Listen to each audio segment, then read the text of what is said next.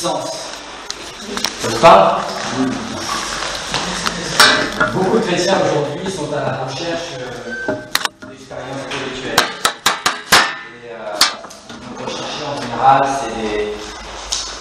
c'est des expériences qui les font aller un petit peu sur des mouvements qui les font bouger, qui les font s'émouvoir, qui les font transpirer, tomber par terre. Beaucoup de gens sont avides, ici à La Réunion, de manifestations de puissance du Saint-Esprit. Et plus c'est spectaculaire, et plus les gens aiment ça. Alors, il faut savoir que si notre vie spirituelle se résume à rechercher ces expériences spirituelles, alors c'est qu'on n'a rien compris à la vie spirituelle. Je dis tout ça parce que, figurez-vous que la semaine dernière, j'étais à un rassemblement dans l'Ouest, où justement le thème de la session c'était vous recevrez une puissance. Et le contenu du message était le suivant, avec deux passages. Le premier passage, c'est le fameux passage de Actes chapitre 1, verset 8, qu'on prendra tout à l'heure, vous recevrez une puissance. Et le deuxième passage, c'était la résurrection de Lazare. Et le prédicateur en place, message très simple, c'est Jésus avait la puissance du Saint-Esprit, j'ai en moi la puissance du Saint-Esprit, est-ce que vous voulez la puissance du Saint-Esprit? Tous ceux qui voulaient la puissance du Saint-Esprit devaient lever la main. Et aussi, qui dit puissance du Saint-Esprit, dit les guérisons qui vont avec. Son message très simple. Et si vous n'avez pas la puissance du Saint-Esprit, pourquoi? Ça c'est, vous recevrez la puissance du Saint-Esprit, Actes chapitre 1, verset 8. Et comment faire pour recevoir la puissance du Saint-Esprit? C'est l'épisode de la résurrection de Lazare, où il y avait Marthe qui ne croyait pas que quand Jésus lui dit ton frère va ressusciter, Marthe était un peu incrédule. Et puis le prédicateur servait de ça pour nous dire, ben voilà, il y a deux catégories de chrétiens, ceux qui croient dans la puissance du Saint-Esprit, et qui l'ont, et ceux qui ne croient pas. Donc est-ce que vous croyez dans la puissance du Saint-Esprit? Bon, voilà, tout le monde. Alors je n'ai pas le talent oratoire plutôt de ce prédicateur. Il ne faisait que crier dans le micro. Vraiment crier dans le micro. Et je me suis dit, moi, mais s'il faut, pour recevoir la puissance du Saint-Esprit et être témoin de la manifestation de la puissance du Saint-Esprit, il faut crier dans le micro, alors je ne suis pas le bon prédicateur pour ça. Le Saint-Esprit ne va jamais se manifester à travers moi, parce qu'il ne mènera jamais à l'esprit de crier à travers le micro, d'arranger les foules pour que les gens soient excités au possible, etc. Et là-dessus, des participants, il y a peut-être 200, 300 personnes, c'était tous peut-être super excités, parce qu'on leur promettait que le Saint-Esprit allait leur être donné s'il n'y avait pas encore. Sachant que le prédicateur en place, pour lui, ça ne faisait aucun doute que lui avait la puissance du Saint-Esprit. Ah ben, c'est clair. Et il disait bien, quand je lis la Bible, je dis que j'ai la puissance du Saint-Esprit, donc c'est pas seulement pour moi, mais c'est pour eux. Enfin.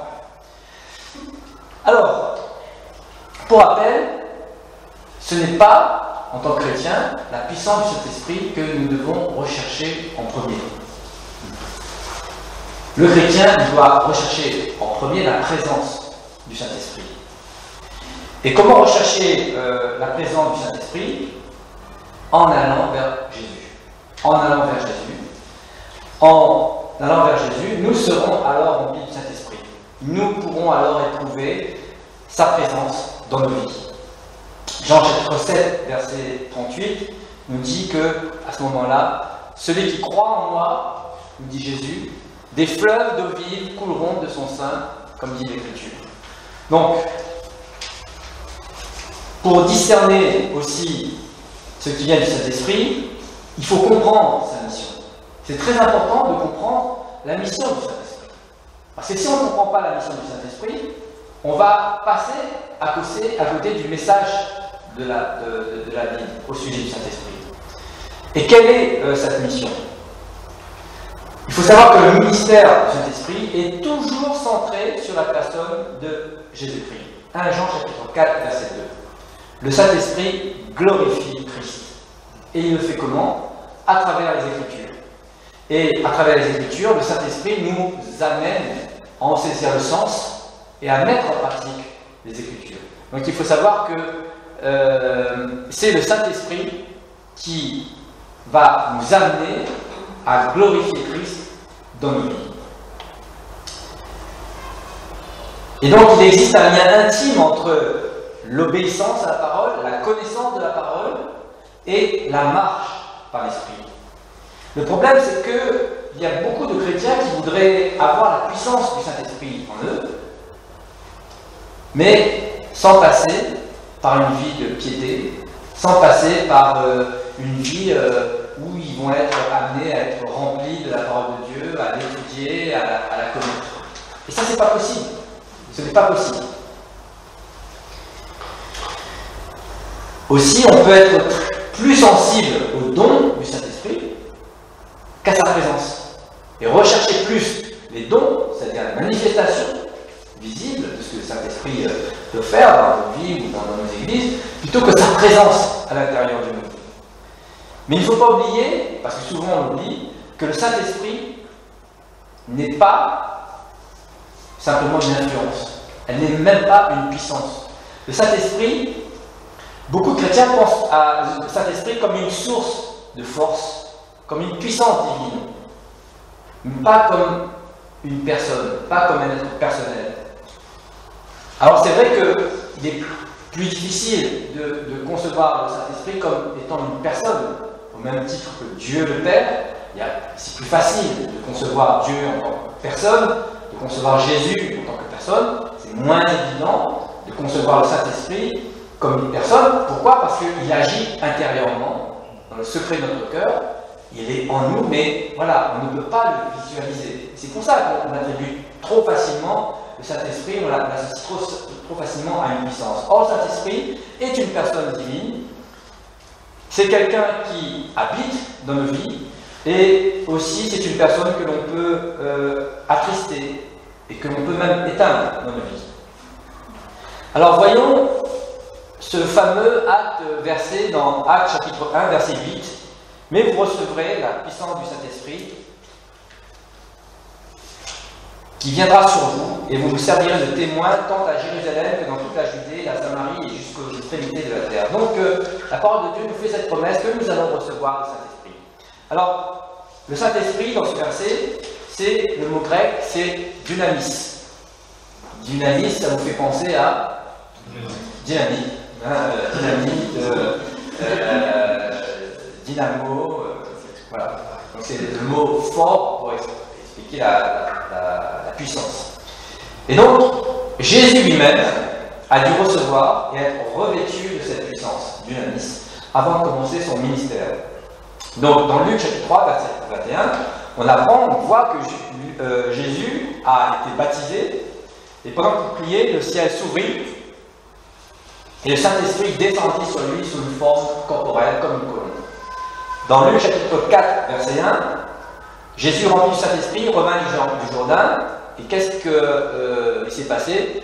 Il fut conduit par l'Esprit. Donc vous constatez que le Saint-Esprit l'a conduit dans le désert, où il fut tenté pendant 40 jours, où il ne mangea rien pendant ces 40 jours. Après qu'il fut retourné, il eut faim. On le serait à moins de 40 jours, je pense. Donc, dans ce récit, nous voyons que Jésus a été tenté par le diable et qu'à la troisième tentative, Jésus met son adversaire en fuite. Donc, la manière dont c'est passé est très intéressante. Et on s'aperçoit que Jésus a reçu cette puissance du Saint-Esprit, mais pour cela, il a dû obéir à la loi, à la parole qui était à Dieu, qui était de se faire baptiser. Et puis, il a dû obéir au Saint-Esprit aussi, qu'il a amené dans le désert où il a accepté de jeûner, d'être en présence de Dieu, jeûner pendant 40 jours, où il a dû affronter le diable aussi, et pour ensuite être revêtu par ensuite. Mais ça lui a permis par la suite de pouvoir être rempli du Saint-Esprit et pouvoir manifester cette puissance. Donc c'est très intéressant parce qu'on se rend compte que Jésus lui-même est passé par cette période-là où il a été tenté, où il a été tout seul, où il a prié, où il a jeûné, mais à chaque fois, quand vous lisez la parole de Dieu, eh bien, attachez-vous à ce que Jésus a vécu. Et souvent, on s'aperçoit que l'exemple de Jésus, c'est un exemple que nous devons suivre. Et donc, lorsque Jésus a reçu le Saint-Esprit, ce qu'il fait, c'est il va dans le désert, il jeûne, il prie, et là, il y a un combat intérieur qui se fait, mais il ressort vainqueur de ce combat contre le diable. Et c'est à ce moment-là que le Saint-Esprit se manifeste à travers Jésus. Et Jésus, aujourd'hui, comme tout le temps, veut aussi que nous aussi, nous puissions recevoir cet esprit. C'est dans la parole de Dieu, Jacques chapitre 1, verset 8. Donc cette puissance, les apôtres en ont fait l'expérience, Paul aussi en a fait l'expérience. Actes chapitre 4, verset 33, les apôtres rendaient avec beaucoup de force, dynamisme, témoignage de la résurrection de Jésus. Et une grande grâce reposée sur eux tous. Un peu plus loin, dans les Actes, on apprend que Étienne, qui était un simple diacre, eh bien, opérait des prodiges, des miracles. Voilà ce que nous dit l'apôtre Paul également dans 1 Corinthiens 2, chapitre 3 et 4. Moi-même, j'étais auprès de vous dans un état de faiblesse, de crainte et de grand tremblement. Et ma prédication ne reposait pas sur les discours persuasifs de la sagesse, mais sur une démonstration d'esprit et de puissance. La puissance de guérison de Dieu était telle, à travers Paul, qu'on peut lire dans Actes chapitre 19, versets 11 à 12, que les gens étaient guéris au contact même des mouchoirs qui étaient en contact de Paul. On peut lire ça dans le chapitre verset 19, versets 11 à 12. Et Dieu faisait des miracles extraordinaires par les mains de Paul, qu'on appliquait au point qu'on appliquait sur les malades des linges ou des mouchoirs qui avaient touché son corps. Et les maladies les quittaient, les esprits malins sortaient. Voilà, c'est puissance de guérison extrême. Vraiment extrême. Hein. Mais bon, c'est Paul, hein. C'est pas appliqué non plus. Hein. Et donc Paul aussi encourageait les chrétiens de Corinthe à bâtir leur foi dans cette puissance. 1 Corinthiens chapitre 2, verset 5, afin que votre foi soit fondée non sur la sagesse des hommes, mais sur la puissance de Dieu.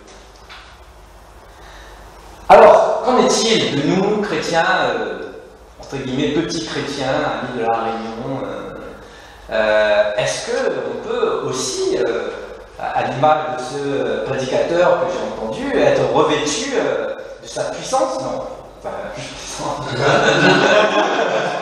Sa puissance oratoire. Mais il peut aussi avoir une puissance ça, je ne juge pas. Hein. Je ne suis pas resté jusqu'à la fin, je ne peux pas juger. Non, le message que j'ai mis, on avait tellement pris les oreilles que c'était pas possible de rester jusqu'à la fin. Et là, elle ne pouvait plus de toute façon, parce que il prenait un micro-cravate, et puis ça faisait pas assez de bruit, elle a pu prendre le micro. Enfin bref, fermons la parenthèse. Actes chapitre 2, versets 38 et 39. Vous recevrez le don du Saint-Esprit, car la promesse est pour vous.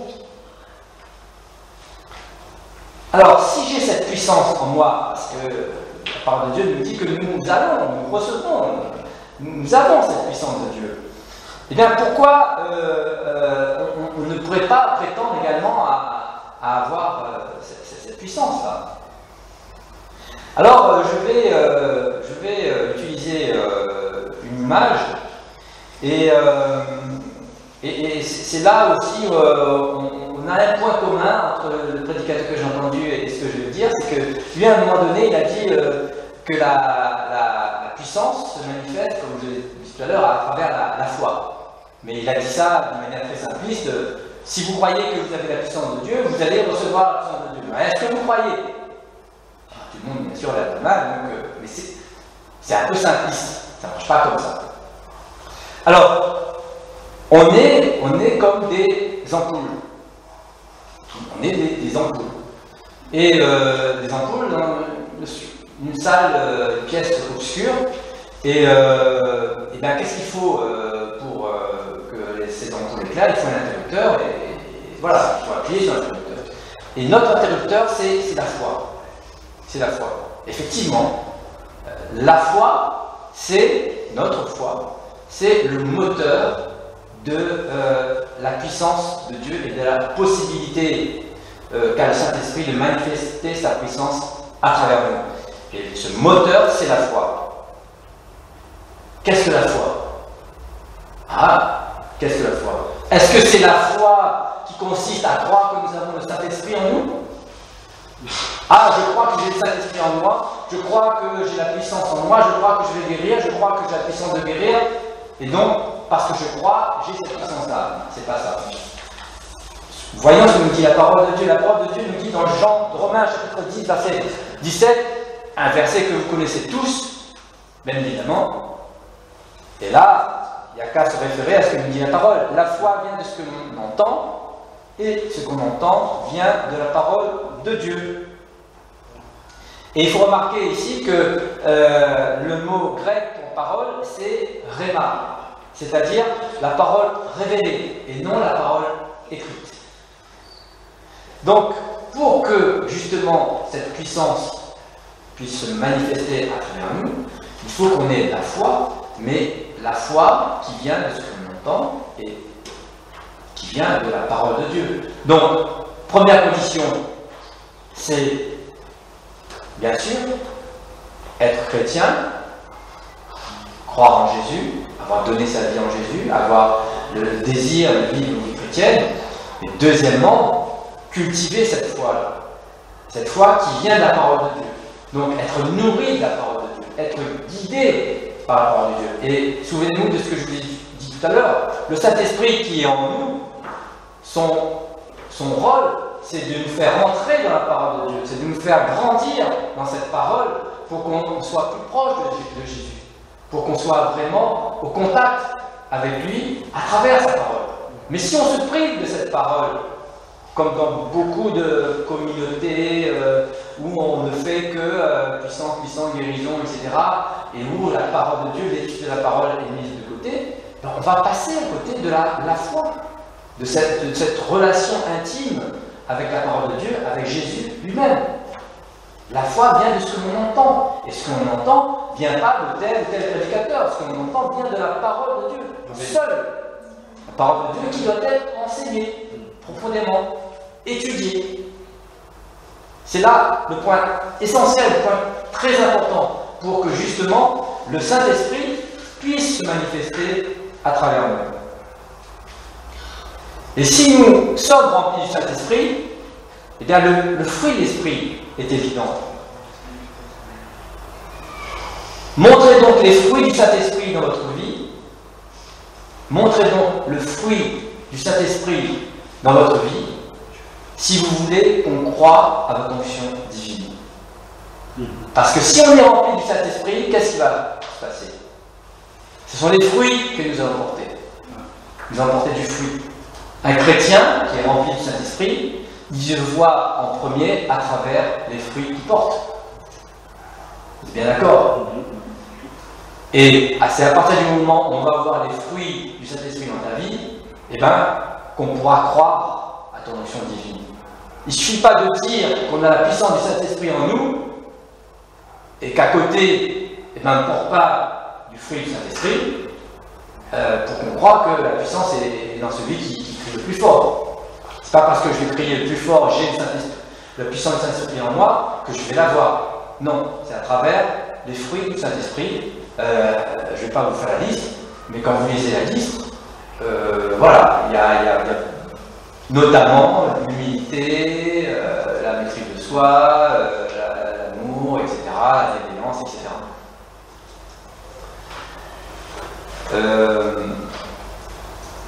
Comment être rempli du Saint-Esprit? Je vous lis un petit passage d'un auteur, Charles Finet, qui écrit que le 10 octobre 1821, ça ne remonte pas à... c'est pas un chrétien de ce siècle-là. Hein. Mais bon, voilà ce qu'il écrit. Hein.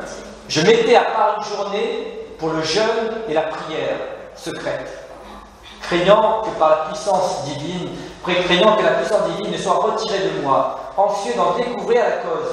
Mais après m'être humilié et avoir crié à Dieu, recherchant ardemment son secours, la puissance m'était rendue avec une nouvelle fraîcheur. Le gars, voilà, il met les moyens. Si les croyants persévèrent dans l'humilité, sont assez dépendants du Seigneur et font preuve de cette persévérance dans la prière, à ce moment-là, le Saint-Esprit aura la possibilité de se manifester à travers nous. Et beaucoup de serviteurs de Dieu sont privés de ces fruits, sont privés de cette puissance, parce que il y a certes beaucoup d'activités, ils vont être pleins de zèle, mais ça va être de l'activité guidée par la chair, et pas des activités remplies de Saint-Esprit et guidées par une vie vraiment spirituelle, intime avec le Seigneur.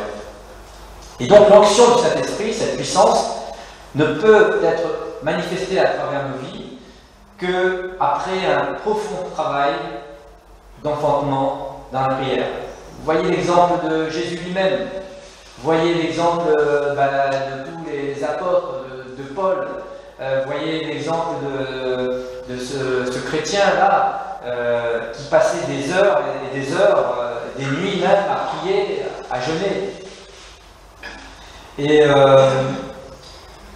il n'y a pas de secret. Un chrétien qui n'est pas amoureux de la parole de Dieu, un chrétien qui ne recherche pas à apprendre ce que dit la parole, un chrétien qui ne recherche pas à être guidé par le Saint-Esprit à travers sa parole, un chrétien qui ne cherche pas la présence de Dieu dans le lieu secret de sa chambre, dans la prière, il pourra faire ce qu'il veut. Un chrétien, encore plus un serviteur ou un prédicateur, il pourra faire ce qu'il veut, il pourra dire ce qu'il veut, il pourra crier le plus fort qu'il voudra. Eh bien, le Saint-Esprit, il ne pourra pas se manifester à travers lui. Dieu ne peut pas répandre son esprit sur un homme charnel. C'est pas possible. C'est pas possible. Le chrétien doit d'abord laisser capituler l'amour du soi, le désir de réputation, le désir de voir, le désir de reconnaissance. Le chrétien doit faire preuve d'humilité et accepter qu'il soit, comme nous dit l'apôtre Paul, faible, pour que justement le Saint-Esprit puisse agir à travers sa vie. Et donc il y a un prix à payer. Le prix à payer, c'est cette vie de piété, c'est cette vie dans la prière, c'est cette vie d'étude de la parole de Dieu, pour que le Saint-Esprit puisse manifester sa puissance à travers nous. Actes chapitre 1, verset 14, tous d'un commun accord, ils persévéraient dans la prière, avec les femmes et Marie, mère de Jésus, et avec tous les frères de Jésus. Donc là encore, on voit un exemple. Il n'y a pas de secret. Dans la prière, ils persévéraient. Et l'histoire aussi nous montre que certains hommes de Dieu pouvaient être remplis du Saint-Esprit à un moment donné, et puis ils perdent aussi cela au fil du temps, parce que la vie a fait qu'ils se sont laissés gagner par les tentations de ce monde, par la célébrité, par la reconnaissance, par toutes sortes de choses. Et même dans la Bible même, on retrouve cela dans l'Ancien Testament, notamment Juge chapitre 16, verset 20, c'est l'histoire de Samson. Alors, Samson qui est réveillé de son sommeil et qui est prévenu que les Philistins allaient à sa rencontre, et voilà ce qu'il dit je m'en tirais comme les autres fois et je me dégageais. Et il ne savait pas que l'Éternel s'était retiré de lui, le pauvre. Alors, 2 points pour finir. Il ne faut pas oublier quel est le but du Saint-Esprit. Premièrement, le but du Saint-Esprit, c'est de glorifier Christ. Il ne faut pas oublier que le Saint-Esprit, c'est de glorifier Christ. Pourquoi il ne faut pas oublier cela? Parce qu'aujourd'hui, moi, j'ai l'impression que ceux qui prêchent sur le Saint-Esprit, et plus précisément sur la puissance du Saint-Esprit, et dont le fond de commerce, pour entre guillemets, c'est la guérison, bien, ont une tendance, une fâcheuse tendance à se mettre en avant plutôt qu'à glorifier Christ. Et le problème, c'est que tous ceux qui opèrent de cette manière-là, eh bien, les chrétiens qui viennent à ce genre de réunion, ils ont plutôt tendance à mettre ces gens-là sur un piédestal plutôt qu'à mettre Jésus-Christ.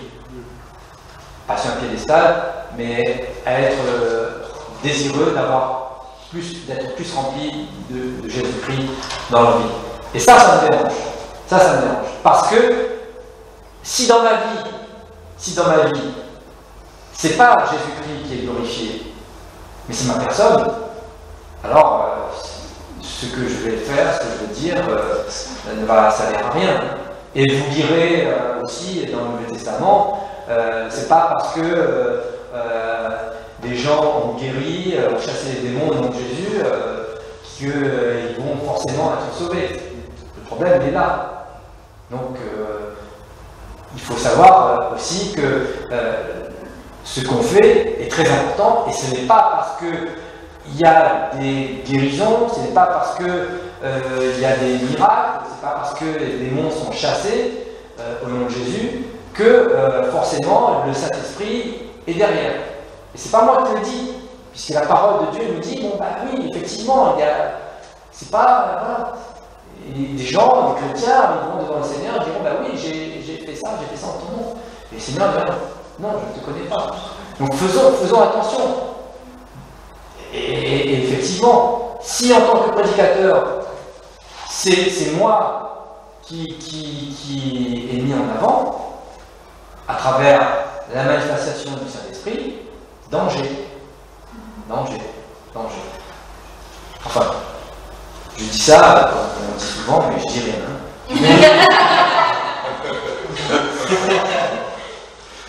Deuxième point, et peut-être plus important, il n'y a pas de puissance du Saint-Esprit sans manifestation d'amour.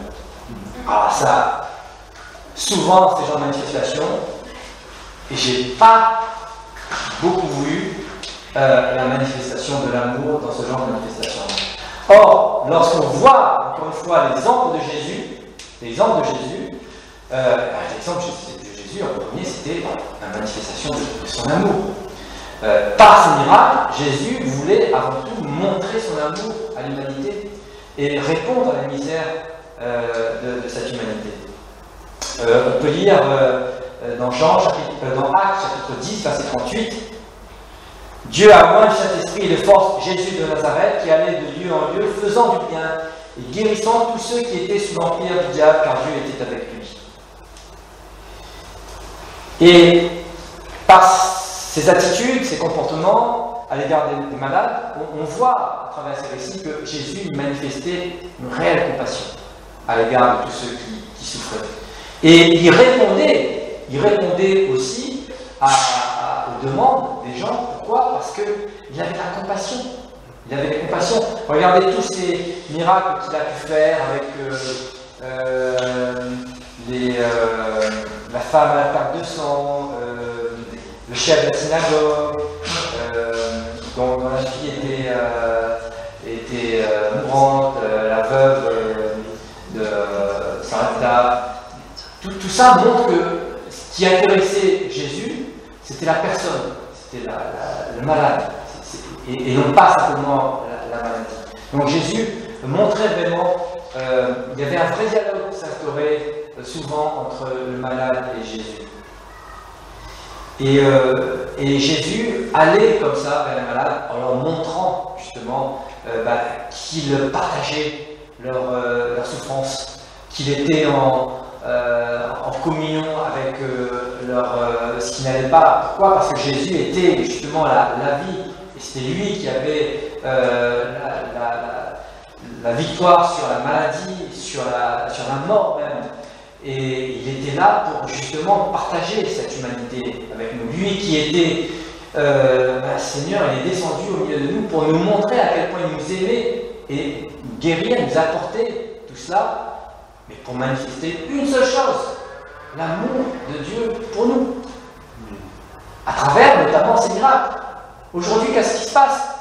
Où est cet amour de Dieu à travers ces manifestations-là? Est-ce que cet amour de Dieu ressort dans ce genre de manifestations-là? Pas souvent. Ce qui ressort, c'est tout ce qui est spectaculaire, etc. Mais pas l'amour de Dieu. Donc, un point très important pour nous. On ne peut pas, à notre niveau, vouloir que le Saint-Esprit se manifeste à travers nous, à travers sa puissance, de guérison notamment, si on ne manifeste pas de l'amour pour les gens, pour ceux qui sont malades, pour ceux qui souffrent. Si on ne partage pas réellement cette souffrance, si on ne montre pas cette compassion à leur égard. Et donc c'est cette puissance du Saint-Esprit dans l'amour que Dieu veut nous remplir ce soir, comme toujours. Donc vous avez eu là les moyens pour y arriver. Ce n'est pas comme ça en disant un jour, non, vous avez reçu. Non. Il faut payer le prix à travers l'étude de la parole, à travers la prière, à travers la communion, à travers tout ça. C'est à ce moment-là que le Saint-Esprit agira dans nos communautés et se manifestera à travers sa puissance. Amen. Amen. Amen. Prions, Seigneur.